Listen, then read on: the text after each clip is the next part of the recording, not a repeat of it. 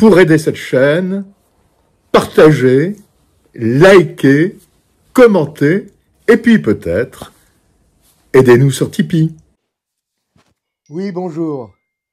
Alors, nous nous offusquons des titres de la presse française sur l'Ukraine. Et oui, la presse française nous indigne. C'est vrai, c'est vrai. Rappelez-vous, pour l'Ukraine, de l'avancée extraordinaire des troupes ukrainiennes lors de la contre-offensive ratée de juin, juillet, août 2023. Mais rappelez-vous aussi des maladies successives du chef du Kremlin. Rappelez-vous de l'attentat de Nord Stream qui était attribué à la Russie. Rappelez-vous de tous ces faits dont on nous a seriné. Ouais.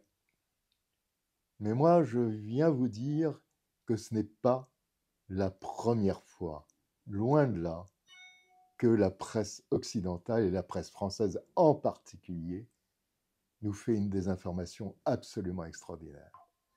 Et alors, nous allons faire un retour de plus de 49 ans en arrière. Oui, il y a 49 ans et quelques mois, Phnom Penh tombait aux mains des Khmers rouges. Et que voit-on sur les titres de nos journaux? Khmers rouges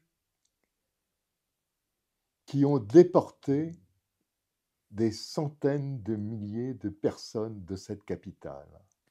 Eh bien, les titres de notre presse, de gauche en particulier, Le Monde, Libération, l'Humanité, la libération de Phnom Penh. Libération de Phnom Penh. L'enthousiasme populaire de la population de Phnom Penh qui a accueilli les Khmers rouges les bras ouverts. Vous vous rendez compte? Les Khmers rouges ont commis un génocide de plus d'1 million d'hommes. 1 million d'hommes en 3 ans, 4 ans.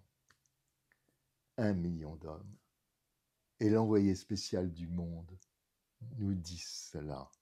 Mais c'est incroyable. Libération. Regardez le titre de Libération. Regardez le titre de l'Humanité. Et moi qui étais à Saigon à ce moment-là, nous avions déjà eu vent de quelques massacres à Phnom Penh. Et la presse française, elle, restait dans ses fantasmes. Quelques jours plus tard, Saigon tombait. Ce fut la libération de Saigon. Ah ça, la presse était unanime là-dessus, la libération de Saigon. Et nous voyions déjà, nous avions vu déjà, nous à Saigon, des arrestations de masse. Les gens déportés ensuite dans des camps de rééducation. 1 an plus tard, ce fut la catastrophe des Boat People. Plus d'1 million d'hommes et de femmes qui se précipitent en mer de Chine pour fuir ce pays, pour fuir ce régime, pour fuir la faim.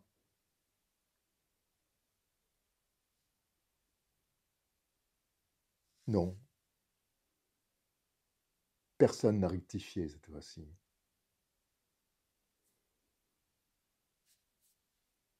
Rien. Et sur ces 1 million d'hommes, plus de 300 000 périrent en mer.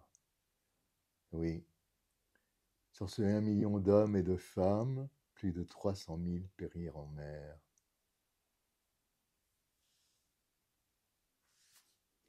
Alors vous voyez, la presse française a toujours été assez étrange dans son information. Et puis depuis le Vietnam, nous voyons régulièrement de fausses informations, vraiment. On a vu le positionnement de la presse française en Bosnie, on a vu le positionnement de la presse française en Libye. Alors, l'Irak en 2003, non, mais en 91, oui. etc., etc., etc.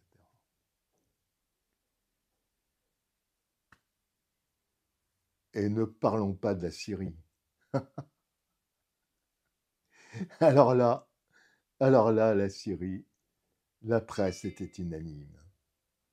Alors voyez-vous, la presse française pour l'Ukraine n'est pas vraiment différente, d'il y a 49 ans, ou depuis. Voilà ce que je voulais vous dire. À bientôt sur ma chaîne. Au revoir.